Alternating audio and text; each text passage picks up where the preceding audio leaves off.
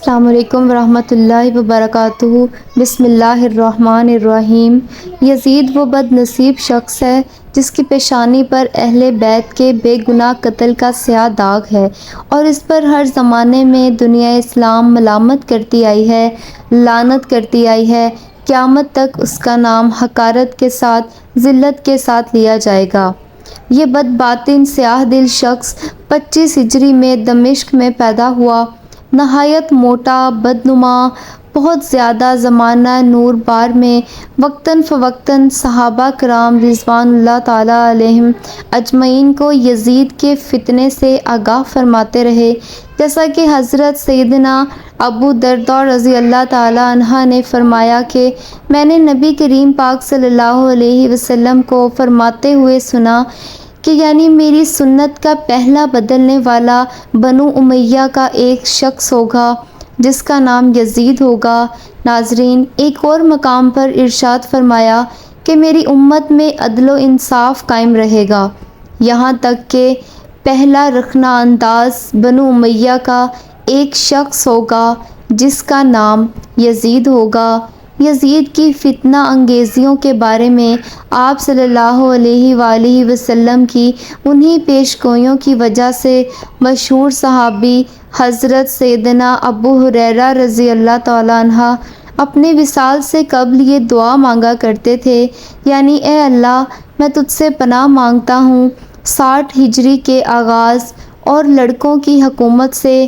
چنانچہ آپ کی یہ دعا قبول ہوئی اور 59 ہجری میں بامقام مدینہ طیبہ آپ کا انتقال ہو گیا، اور ٹھیک 60 ہجری میں یزید من سلطنت پر نمودار ہوا۔ صدر الافضال حضرت علامہ مولانا سید محمد نعیم الدین مرادآبادی رحمۃ اللہ علیہ یزید کی حضرت سیدنا امام حسین سے دشمنی کی وجہ بیان کرتے ہوئے اور شہادت امام حسین کے بعد یزید کی طرف سے مکے اور مدینہ شریف کے مسلمانوں پر ڈھائی جانے والی ظلم اور زیادتی کا تذکرہ کرتے ہوئے یہ فرماتے ہیں کہ یہ ایسا شخص تھا جو کہ انتہا درجے کا گھٹیا، بدکار، ذلیل و خوار شخص تھا۔ اس کی موت اتنی بری ہوئی کہ اس شخص کی جانب کوئی دیکھنا پسند نہیں کرتا تھا۔ حضرت معاویہ رضی اللہ تعالیٰ عنہ نے اپنی حکومت کے آخری ایام میں دھمکیوں اور لالچ کے بل بوتے پر مسلمانوں سے یزید کے لیے خلافت کی بیعت لی، اور امام حسین اور امام حسن رضی اللہ تعالیٰ عنہم کے ساتھ کیے گئے صلح نامے کی شرائط کو بالائے طاق رکھتے ہوئے اپنے بدکار بیٹے کو اسلامی دنیا کا حق مقرر کر دیا، جو کہ انتہائی غلط حرکت تھی۔ ناظرین، یزید کے بے پناہ جرائم ہیں۔ سب سے بڑا جرم حضرت امام حسین اور آپ کے بہتر باوفا ساتھیوں کو شہید کرنا۔ تاریخوں میں منقول ہے کہ یزید نے اپنی حکومت کے آغاز میں مدینہ کے والی عقبہ کو ایک خط لکھا اور اسے حکم دیا کہ امام حسین اور دیگر شخصیات سے بیعت لے۔ یزید نے اس خط میں حکم دیا کہ اگر یہ لوگ بیعت نہ کریں تو ان کے سر قلم کر کے میرے پاس بھیجو۔ معاذ اللہ، مدینہ شہر میں حملے اور قتل و غارت کے واقعے کو ہرا کے نام سے موسوم کیا جاتا ہے۔ اس سال یزید نے 5000 شامیوں کو مسلم بن عقبہ کی قیادت میں مدینہ روانہ کیا۔ مسلم نے مدینہ پر حملہ کر کے واقعہ ہرا کا ارتکاب کیا۔ سانحہ میں بہت سے لوگ قتل کر دیے گئے۔ یہ سب کچھ کرنے کے بعد شیخ عباس سمی نقل کرتے ہیں کہ 14 ربیع الاول سن 64 ہجری کو اس کی ہلاکت کا دن ہے۔ طبری لکھتے ہیں کہ یزید 15 ربیع الاول سن 64 ہجری کو جمعرات کے دن مرا۔ اس کی موت کی علت کے بارے میں نقل ہوا ہے کہ وہ ایک بیماری کے بعد حران میں ہلاک ہوتے ہیں۔ کہتے ہیں کہ ناگہانی موت کا شکار ہوا، رات کو مستی کی حالت میں صبح مردہ پایا گیا اور اس کی لاش خراب ہو چکی تھی۔ اس کے بارے میں لکھا جاتا ہے کہ کچھ گدھوں نے اسے چیر پھاڑ کر وہیں پھینک دیا۔ چند روز تک اس لاش کو چیل کووں کی دعوت رہی۔ بالآخر ڈھونڈتے ہوئے اس کے اہالی موالی یعنی نوکر چاکر وہاں پہنچے، گڑھا کھودا اور اس کی بڑھی ہوئی لاش کو وہیں دفن کر دیا۔ آئیے اس کی قبر کا حال بھی سنتے چلیے کہ دمشق کے پرانے قبرستان باب الصغیر کے کچھ آگے یزید کی قبر کا نشان ہے۔ اس پر آج سے کئی سالوں پہلے لوگ اینٹیں اور پتھر مارتے تھے اور اکثر یہاں پر اینٹوں کا ڈھیر لگا رہتا تھا۔ کہاں اب شیشہ، کانچ اور لوہا گلانے کی بھٹی لگی ہوئی ہے۔ اس کارخانے میں شیشے کے برتن بنائے جاتے ہیں۔ اس لوہے اور کانچ کو گلانے کی آگ والی بھٹی بالکل ٹھیک جس جگہ پر قبر تھی وہاں پر بنی ہوئی ہے۔ گویا یزید کی قبر پر ہر وقت آگ جلتی رہتی تھی۔ ناظرین، دیکھا آپ نے کہ نبی پاک صلی اللہ علیہ وآلہ وسلم اور اہل بیت اطہار کے ساتھ دشمنی رکھنے اور انہیں اذیت پہنچانے والوں کا کیسا بدترین انجام ہوتا ہے کہ مرنے کے بعد انہیں کفن بھی نصیب نہیں ہوتا، دنیا میں بھی ذلت ان کا مقدر بن جاتی ہے اور آخرت میں بھی انہیں رسوائی کا سامنا کرنا پڑتا ہے۔ ان کا ٹھکانہ جہنم کی آگ ہے۔ نبی کریم صلی اللہ علیہ وآلہ وسلم کا فرمان عبرت نشان ہے کہ جس شخص نے میرے اہل بیت پر ظلم کیا اور مجھے میری عترت پاک یعنی اولاد کے بارے میں اذیت دی، اس پر جنت حرام کر دی گئی۔ یزید سے زیادہ تکلیف کس نے دی؟ کہا جا سکتا ہے کہ یہ وہ شخص ہے جس کے محلات جیسا محل کسی کا نہیں تھا۔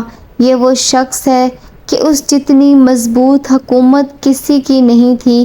یہ وہ شخص ہے کہ اگر یہ چاہتا تو تاریخ میں اپنے آپ کو بہترین انسان ثابت کر سکتا تھا، لیکن اس نے نواسہ رسول حضرت سیدنا امام حسین رضی اللہ تعالیٰ عنہ سمیت کم و بیش 70 قابل احترام ہستیوں کے ساتھ نہ صرف انتہائی نامناسب سلوک کیا بلکہ ان میں سے بہت سوں کے خون ناحق سے بھی اپنے ہاتھوں کو رنگین کر کے ظلم و زیادتی کا وہ طوفان برپا کیا کہ جس کی داستان صحابہ و اہل بیت کے لیے انتہائی اذیت کا باعث ہے۔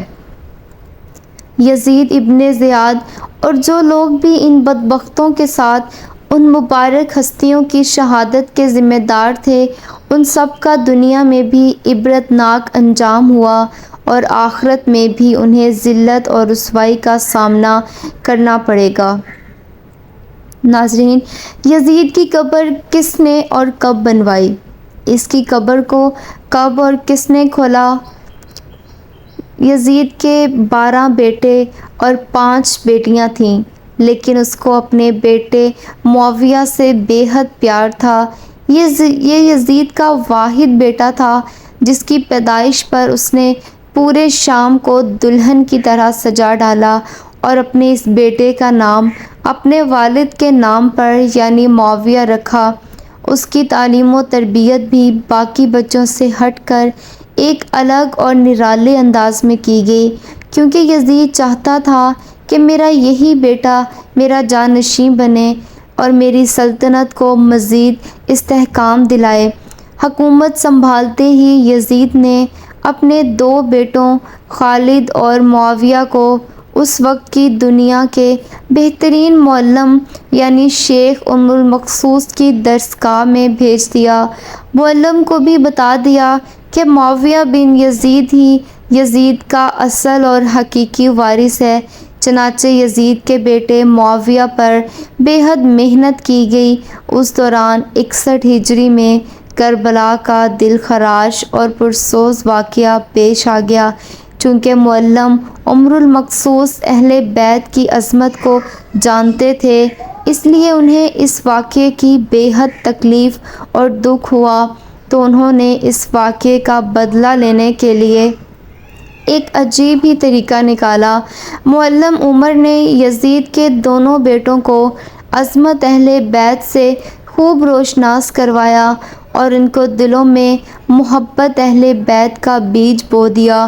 چنانچہ واقعہ کربلا کے بعد جگہ جگہ یزید کے خلاف بغاوتیں سر اٹھانے لگیں اور آخر کربلا کے پرنم واقعہ تیسرے سال یعنی 683 عیسوی میں یزید اذیت ناک موت کا شکار ہوا تو معاویہ ابن یزید محض 20 سال کی عمر میں تخت نشین ہوا۔ علیہ یزید کی وفات کے بعد ابن یزید یعنی معاویہ تخت نشین ہوا تو استاد محترم کی محنت اپنے رنگ دکھانے لگی۔ اس نے بہت بڑے پیمانے پر واقعہ کربلا کی تحقیقات کا آغاز کیا اور محض 40 دن ہی میں وہ اس نتیجے پر پہنچ گیا کہ اس تخت پر بیٹھنے والے نے رسول اللہ صلی اللہ علیہ وسلم کے نواسے اور نواسیوں پر بے پناہ ظلم کیے ہیں۔ اس لیے معاویہ بن یزید نے 40 دنوں میں لوگوں کو اپنی بیعت سے آزاد کر دیا اور تخت کو خالی چھوڑ دیا۔ بعض روایات میں ہے کہ معاویہ بن یزید نے 3 ماہ تک یہ تحقیقات کی اور پھر تخت چھوڑا۔ ناظرین، آپ اندازہ کریں، جب انسان 20 سال کی عمر میں اپنی جوانی کے عروج پر ہوتا ہے، یزید کا جانشین ہونا اور پوری اسلامی مملکت پر حکومت کرنا اپنی تمام جائز و ناجائز خواہشات کو پورا کرنے کے لیے بہترین موقع تھا، لیکن معاویہ بن یزید نے تخت پر بیٹھتے ہی واقعہ کربلا کی بہت ہی باریک بینی سے جائزہ لیا۔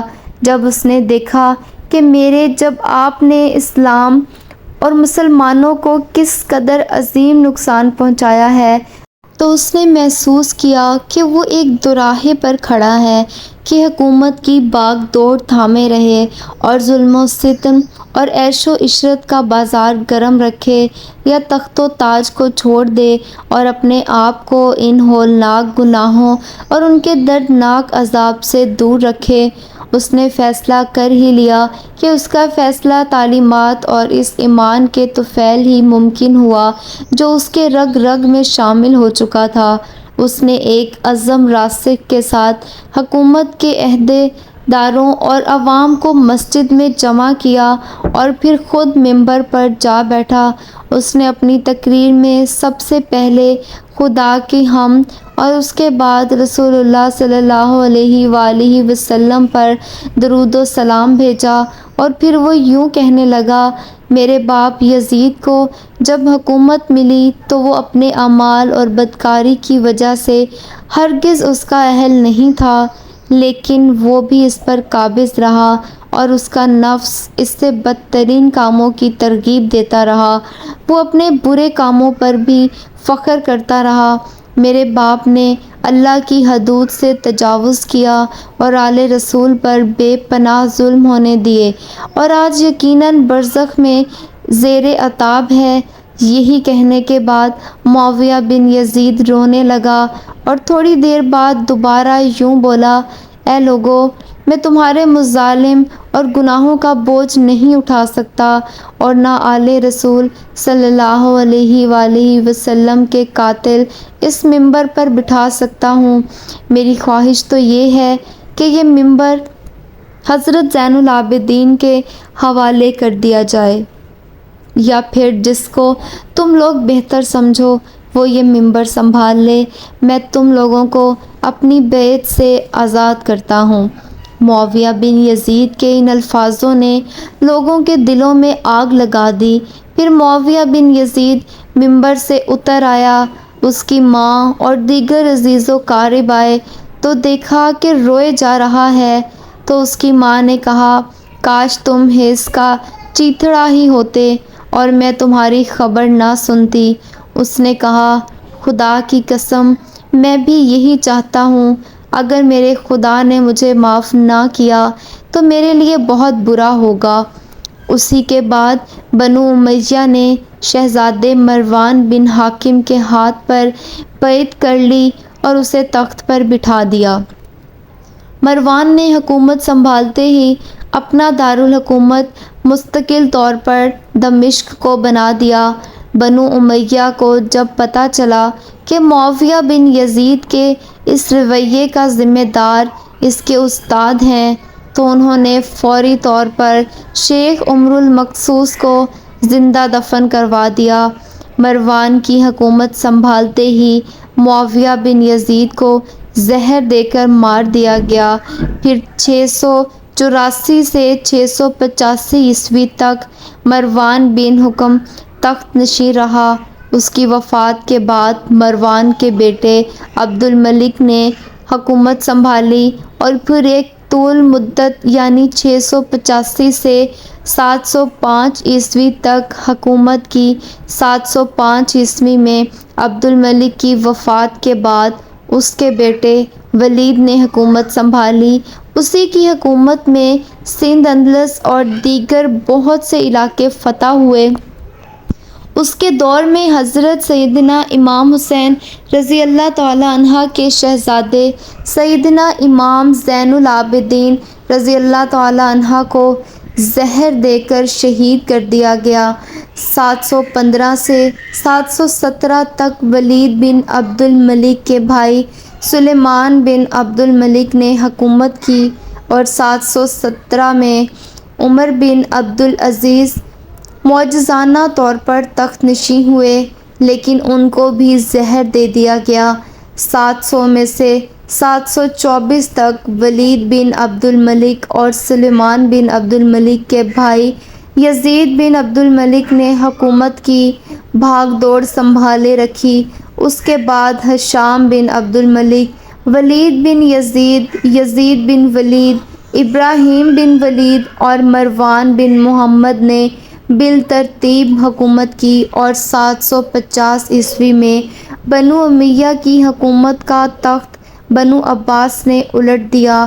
یہ ابو مسلم خراسانی تھا جس نے بنو امیہ کے آخری حکمران مروان ثانی کو شکست دی، اور ابو مسلم خراسانی نے بنو عباس کے ابو جعفر المنصور اور ان کے بھائی ابو العباس الصفاق کو حکمرانی سونپ دی۔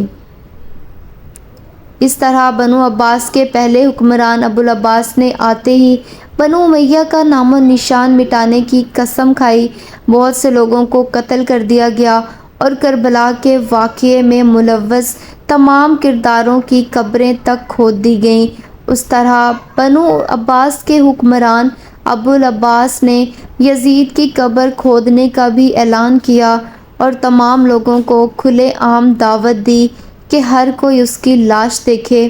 لاش نکالنے کا مقصد یہ تھا کہ ابو العباس کہتا ہے کہ یزید کی لاش کو سولی پر لٹکاؤں تاکہ سب لوگ عبرت حاصل کریں اور بنو عباس کی حکومت کو اہل بیت کے چاہنے والوں سے استحکام بھی مل جائے۔ چنانچہ یزید کی عبرت ناک موت کے 65 سال بعد حکمران ابو العباس نے اپنی نگرانی میں یزید کی قبر کو کھدوایا، لیکن جب قبر کو کھولا گیا تو سب یہ دیکھ کر حیران رہ گئے کہ اس میں لکڑیوں کی راکھ، بدصورت کتے اور ایک اژدہا ہے کہ سوا کچھ نہ تھا۔